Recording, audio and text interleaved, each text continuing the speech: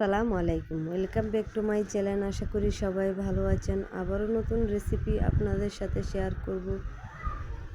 আলু দিয়ে কলিজা ভুনা রান্না করার রেসিপি।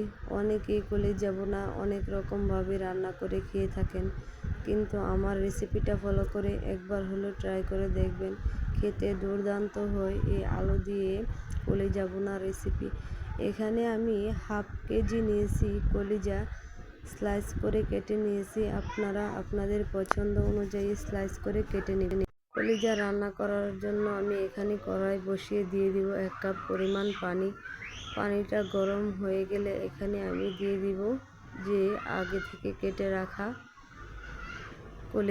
কলিজাগুলো। আপনারা যদি আমার টিপস ফলো করে রান্না করেন তাহলে খেতে অসম্ভব মজার হয়। আপনারা যদি আগে একটু সিদ্ধ করে নেন তাহলে যে উপরে যে রক্ত বা কোনো কিছু থাকলে সিদ্ধ করার পর সব কিছু বের হয়ে আসে। দেখুন আমি এগুলো সিদ্ধ করে নিয়েছি। এখন আমি কড়াই গরম করে দিয়ে দিব পরিমাণ মতো তেল। তেলের পরিমাণটা আপনাদের পছন্দ মতো অ্যাড করবেন। এখানে আমি 1 কাপ পরিমাণ দিয়েছি আর 1 কাপ পরিমাণ পেঁয়াজ কুচি দিয়েছি। পেঁয়াজের গুলো একটু বেশি রাখবে, কেননা আমি এখানে পেঁয়াজগুলো একটু বেশি করে দিয়েছি। পেঁয়াজগুলো যদি আপনারা একটু বেশি করে দেন তাহলে খেতে অনেক মজা হবে, অনেকটাই মাখা মাখা হবে। এখানে আমি 1 চামচের মতো লবণ দিয়েছি বা স্বাদ মতো।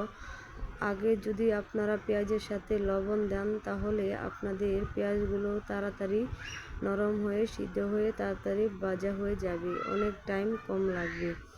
এখানে আমি 3 থেকে 4টা টমেটো কুচি করে নিয়েছি। টমেটো অবশ্যই আপনারা এই কলিজা ভুনা রান্নার সময় অ্যাড করবেন, তাহলে আপনাদের রান্নার টেস্ট দ্বিগুণ বেড়ে যাবে। এখানে এবার আমি মশলা অ্যাড করব। দিয়ে দিব 1 চামচের মতো হলুদের গুঁড়া, 1 চামচ মরিচের গুঁড়া। আপনারা জাল বুঝে আপনাদের মরিচ অ্যাড করবেন। এখানে আমি 1 চামচ অ্যাড করেছি। দিয়ে দিব 1 চামচ জিরার গুঁড়া।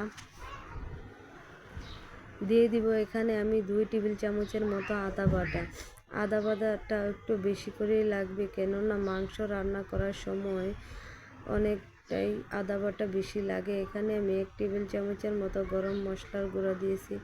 এবার সবগুলো মশলা ভালো করে কষিয়ে নিব যতক্ষণ পর্যন্ত উপরে তেল বেশি না উঠবে আর টমেটোটা সিদ্ধ হয়ে আগ পর্যন্ত আমি ভালো করে মশলা কষিয়ে নিব। দেখুন টমেটোটা প্রায় 50% সিদ্ধ করা হয়ে গেছে।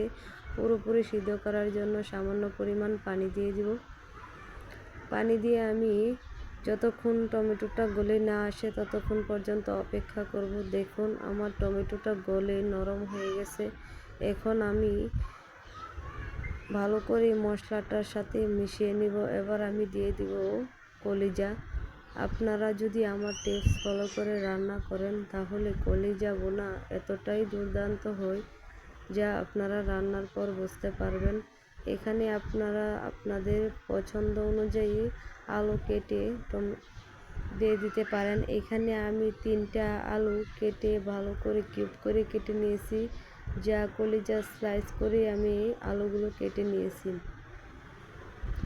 আপনারা যদি আলু খেতে না চান তাহলে স্কিপ করতে পারেন। এখানে আমি আলুটা দিয়েছি। আলু দিলে অনেকে পছন্দ করে না, তারা আলু স্কিপ করতে পারেন। আমি আলু পছন্দ করি, তার জন্য এখানে আমি আলু অ্যাড করেছি।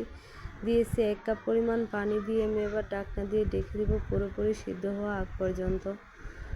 দেখুন আমার আলু মাংস পুরোপুরি সিদ্ধ হয়ে গেছে। এবার মশলাটা কতটা মাখো মাখো হয়েছে, যারা এভাবে খেতে চান তারা অবশ্যই খেতে পারেন, আর যারা একটু সামান্য পরিমাণ ঝোল রেখে খেতে চান তারা অবশ্যই 1 কাপ পরিমাণ পানি দিয়ে একটু সামান্য ঝোল করে রাখবেন।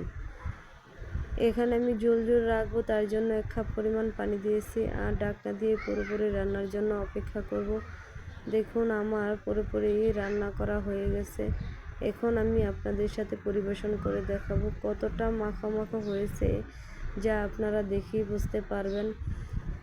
রান্নার রেসিপিটা যদি আপনাদের কাছে ভালো লাগে অবশ্যই লাইক কমেন্ট শেয়ার করবেন। আবার নতুন রেসিপি নিয়ে আসবো। এই পর্যন্ত সবাই ভালো থাকবেন। আল্লাহ হাফেজ।